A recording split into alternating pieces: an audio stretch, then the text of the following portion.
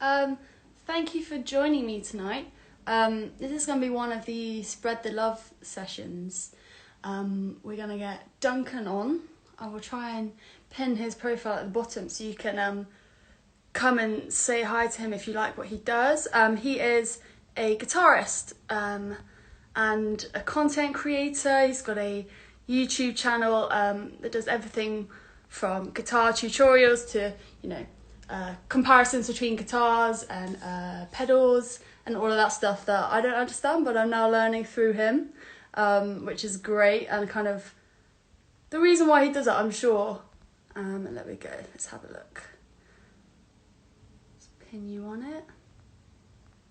Awesome. So yeah, this is basically just something a bit different for you guys. I know that you know that I make music, and I thought it would be something different to bring other musicians that I admire, that I think are doing a really great job, to you, and hopefully that you can find and enjoy and then continue to support their music and what they're creating. So yeah, let's get on. Let's add Duncan to this. Hopefully it all works.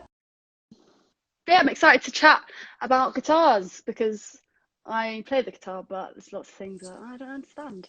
Hello. Hi, how are How are you? you? Good, thank you. How are you, Duncan? I'm very well, thank you. Very well. Awesome. Thank you for coming on and Thank having you a very much for chat. having me. Awesome. So if people don't know you, I know Duncan from school. We went to the same school and now basically through music. But if you want to explain to people what you do, what you're about, Yeah, take the so stage. I've been playing guitar for quite a long time, probably 7 or 8 years now. I've got obviously most of my friends here in Stamford, which is where most people know me, but I've spent 3 years in Leeds studying music at Mm. Leeds College of Music, which was wicked. And now that I can't do anything, I realise how amazing it was to play music every day with Yeah. people. So yeah, I don't know a lot of people from Leeds. And then over lockdown, obviously not being able to play music with other people, that was where the YouTube thing started. So I just needed some sort of creative outlet to like stay motivated with what I was doing, because I sort of went through a couple of months where I was just like, oh, I just can't be bothered to pick it up. So I was like, I've got to do something. Hmm. And I spend hours every day watching other people do it. So I was like, well, it can't be too hard. Let's just give it a go. So yeah, I don't think I wouldn't call myself. I wouldn't say that's my main thing. It's kind of something that I've picked up Yeah. to run with. But if it does well, which it's doing all right so far, then maybe I'll stick with it. Yeah, it looks really good. It looks like it's gained loads of traction quite quickly. Yeah, no, it's done quite well actually. It's interesting seeing what does well and what doesn't do well. Like sometimes it takes you by surprise. You're like, Mm. oh, you like that? Yeah. Whereas like, but I put ages into this one. Why aren't you watching that? But no, it's interesting, and I'm learning so much. It's developing skills that I never had before, like editing videos and things like that. That was intimidating to start with, but no, it's good fun. Keeps me Yeah. busy. Good. It is. It's kind of another skill that musicians are kind of expected to have now. Yeah, It's like suddenly everyone is like a TikTok master and knows how to yeah. edit videos, and I'm just like I feel like left behind. I know it's But no, they crazy, look isn't really it? professional. They look Oh, really thank you great. very I much. was Thank having you. a binge over the weekend, Mm. um, because obviously I play the acoustic guitar, but I Yeah. wouldn't say I was a guitarist. And a lot of the stuff is, it's electric guitar, so Yeah. pedals and amps confuse me a lot. Yeah. Um, It's a bit of a wormhole. Once you get into it, it's kind of like yeah, whoa. But yeah. So like with the pedals and stuff, because obviously I saw your pedal board. It looks pretty advanced. I don't know whether it is or yeah, not. relatively, I think compared to like most pedal boards, it's probably Mm. verging on unnecessary, but I don't know. It's cool. What I found the more I've got into pedals is Mm. I just use them as tools, really. They're like other instruments, sort of. You have fundamental effects that do certain things, like Mm. a compressor squishes it and compresses it, but it's not necessarily an inspiring sound, but you get something like some crazy digital reverb and it makes you play things you'd never normally play, and suddenly one note can sound like the start of an entire song. So Yeah. once you get into that, I don't know, you kind of almost move away from becoming a guitarist and it's verging on like thinking more like a producer, because you're starting to write to sounds as well as writing to guitar, and I find that really exciting. Sorry. Yeah. So yeah, but once you're in it, it's like really expensive, and it's just constant, just like I need that, I need that, I need that. So it's been a slippery and expensive slope, especially over lockdown. You sit there and go, well, I've got nothing else to do. Maybe I'll just buy a pedal. So you just buy a pedal. And they're all so individual, and it's like, well, I need this pedal for this particular song. So yeah, I think when I was watching the videos, and the one that sounded the coolest was the one that kind of layers up. yeah. What was it, like a? Yeah, I so can't remember what it was there's the called. delay. The most recent delay one I one. did was on the delay, and yeah, that's got a feature that the repeats that are on the delay, if you hold it down, they never stop. So normally you can set it to go like ba ba ba ba, and then it'll stop. Whereas when you're holding this down, they'll just keep going and going and going, and everything you continue to play will create more repeats. So it just kind of builds up like a pad. Sounds amazing. And it's great because, especially when you're playing on your own, because you can kind of get these big ambient sort of droney washes underneath you, and then kind of play something else on top, and it kind of makes you feel a bit less lonely. So over the past few months, that's been a bonus. But yeah, they're so clever now, and it's just a lot of them do a lot more than I'll ever use them for. But you know, exactly. What I do use is them. Yeah, exactly. Yeah, because obviously you're at the moment, it's kind of your own solo mission doing your content and stuff, but obviously you play in bands. You play with Tin Pigeons and Central Arcade, that's right. So what have you been doing with them at the moment? I mean, all of it is obviously pretty quiet, which is really difficult. The pigeon stuff there's definitely been a bit more activity in that recently. Fraser, the singer, actually, how long ago was it? A couple of months ago, moved in literally directly across from me. Okay. He used to live about 40 minutes away. He now lives directly across from me, but we still can't really hang out because of the world. But it's been really exciting making plans and sort of being able to just engage with him a lot more.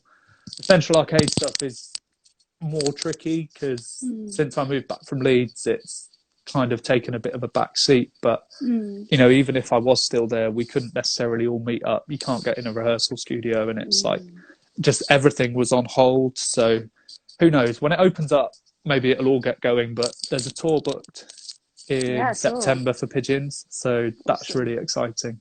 So I've got that to look forward to. I know I hopefully will do at least one show this year. But yeah, exactly, because it's kind of the last couple of days have been, hopefully, actually, we might get some live music this year, and it's kind of, for me, it's been quite anxiety-inducing, because it's kind of like I've had nothing, and now it's suddenly like, oh, there might actually be something, and I don't feel prepared at all. Yeah. I don't know how you felt about it, because it's kind of a mix of excitement and still not knowing. Yeah, absolute fear, because you sort of think like, what if I just get up on stage and realise I now have like crippling stage fright and I just can't play? Exactly. Like I might do, I don't know.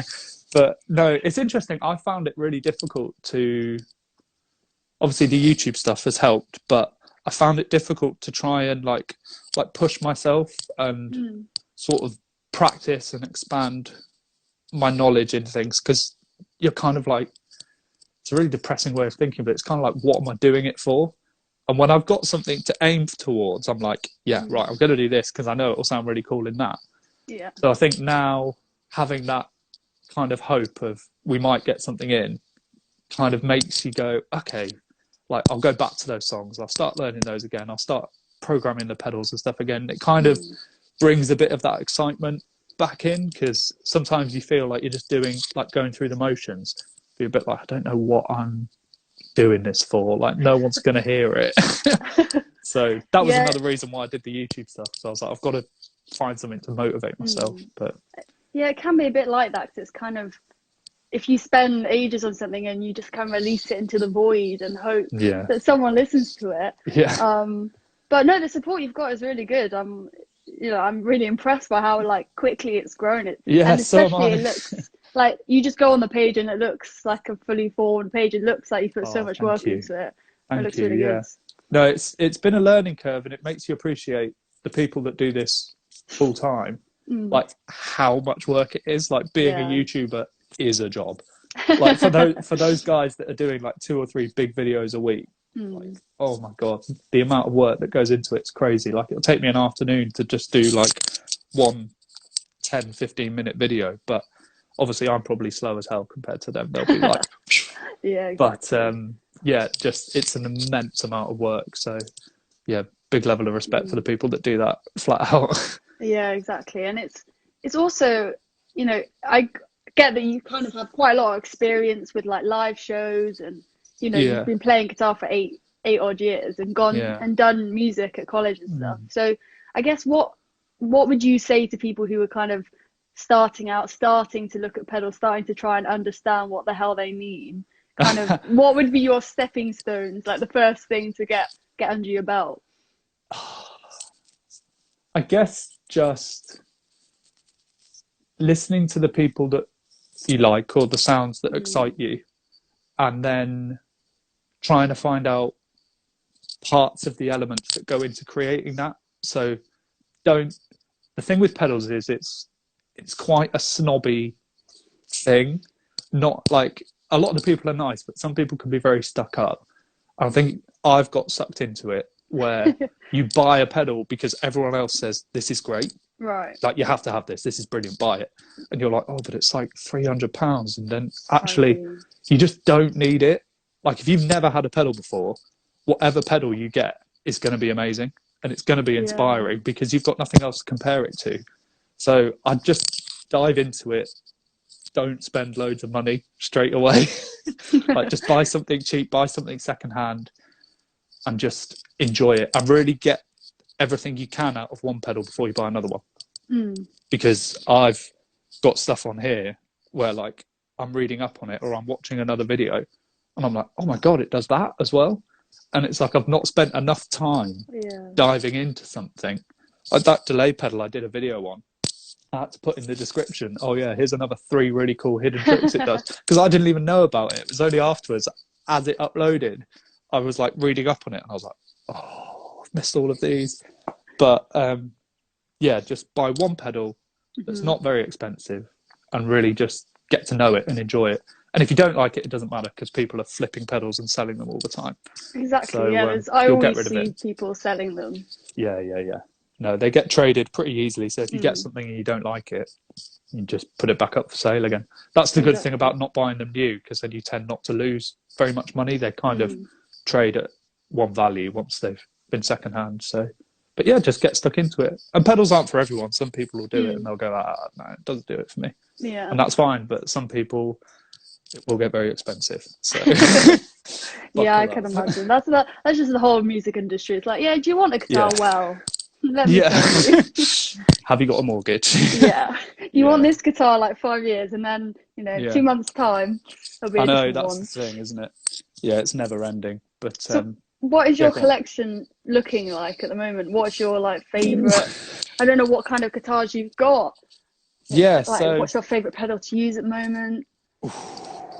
So my favorite pedal to use at the moment is probably a pedal by a company called Hudson Electronics. They're an English company. Actually, let me just get it.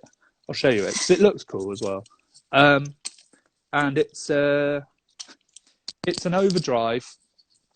That's how, for any science nerds, I've unplugged that and it's still glowing, which means it has a big capacitor. I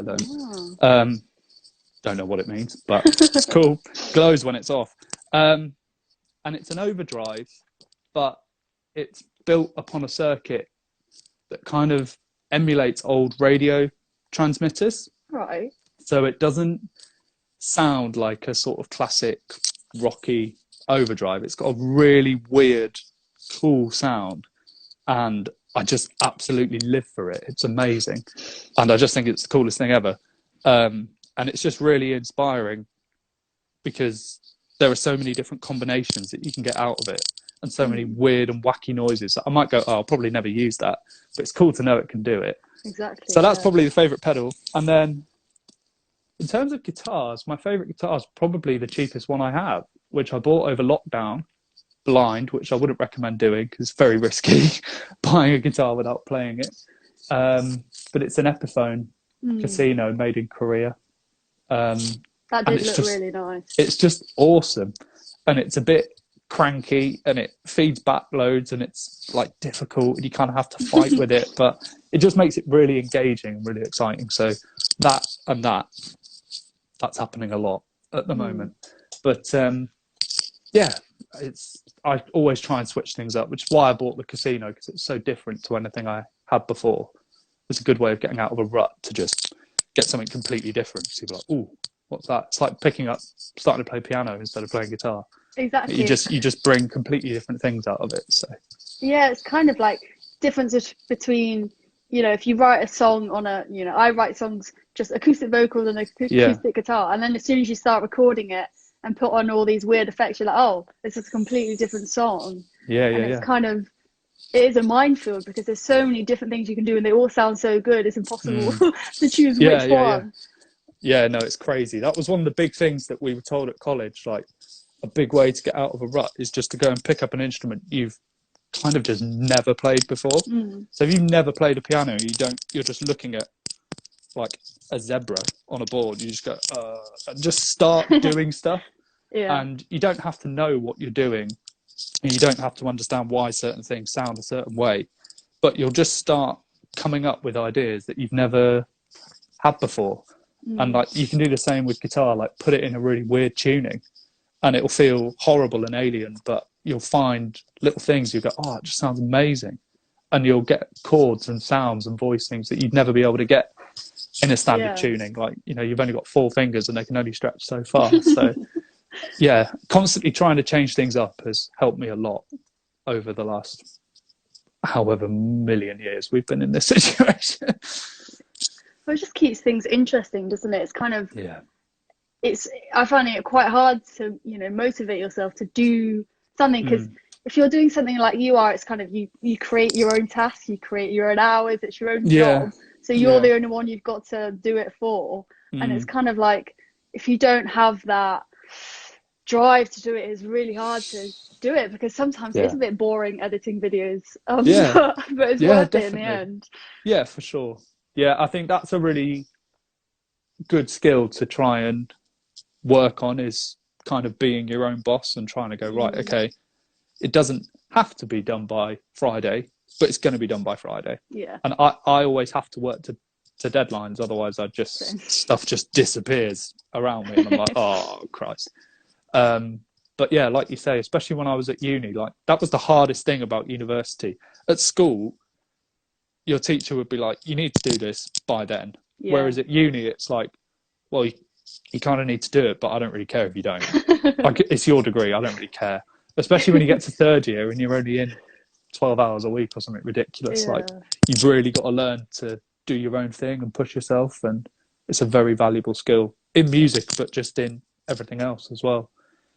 And I think everyone would have had a chance to try and develop that recently. Yeah, exactly.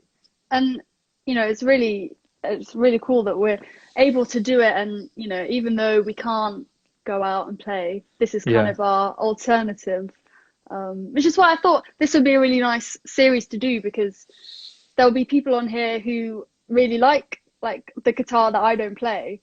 But, you are the person who's much better at electric guitar than I am. So if you like electric guitar, go to Duncan.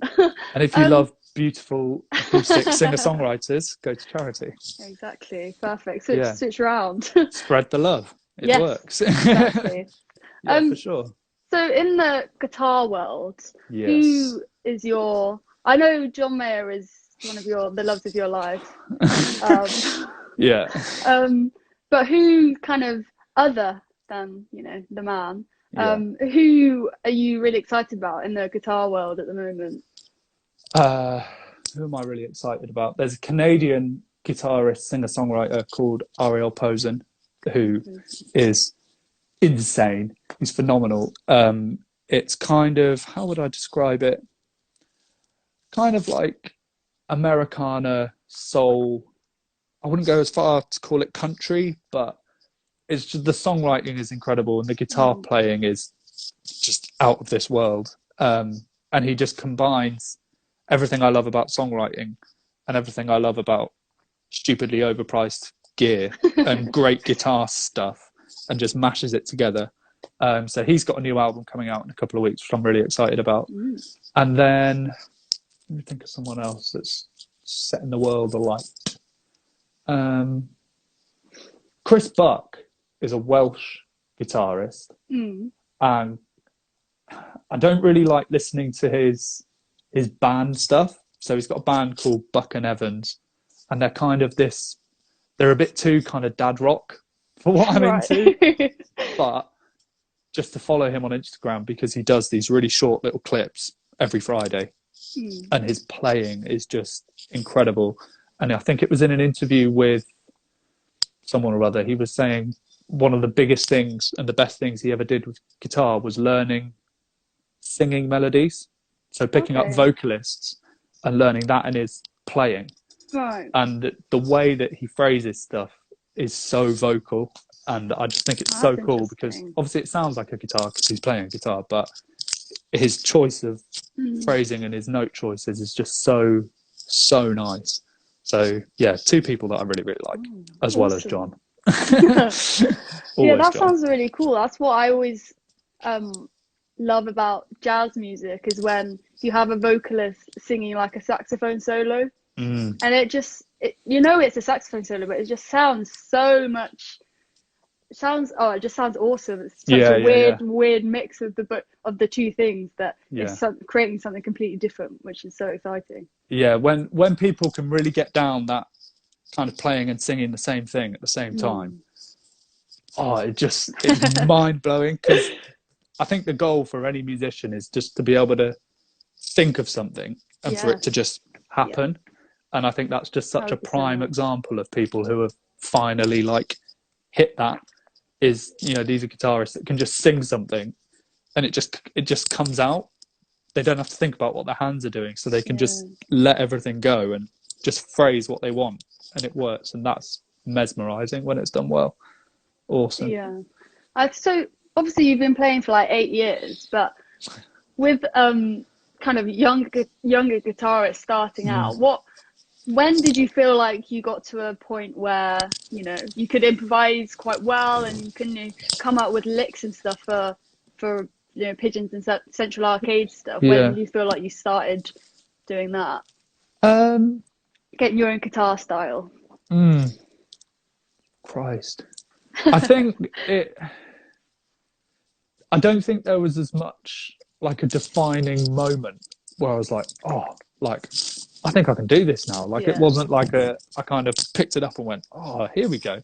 But it definitely comes from listening to as many different people as you can. So I was very guilty of, still maybe am guilty of, getting so caught up on one artist and spending so much time and effort learning their phrasing and trying to get their tone and trying to just be them. And I found probably over the last couple of years, as I've started to listen to sort of more bands, but also really, really old stuff, like the last 6 months, I've been really getting into more jazzy stuff.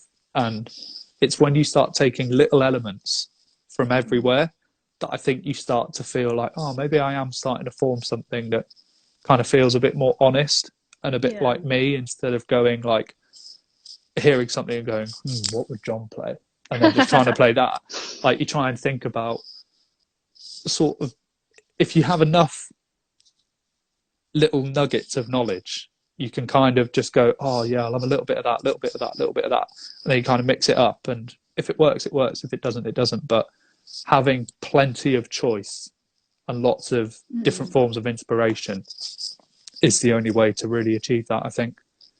So try not to get too caught up on one player.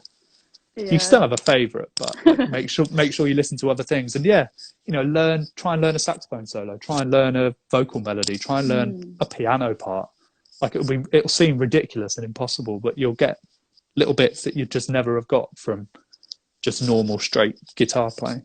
Yeah, exactly. It's like when you start doing the weird stuff, that's when the music properly comes out. Because obviously I think everyone starts off by playing covers and trying to do what they're doing. I think that's such like a pivotal role of how people get their sound. Definitely. Because everyone's sound is their sound, but it's still lots of other people's bits. There's nuggets of everyone and everyone's music, which is why, you know, everyone's got something so unique and weird, because you've got a bit of John Mayer, but I have a bit of like whoever else that like you haven't heard of, and it's just like it completely changes the way that you make music sometimes. Yeah, for sure.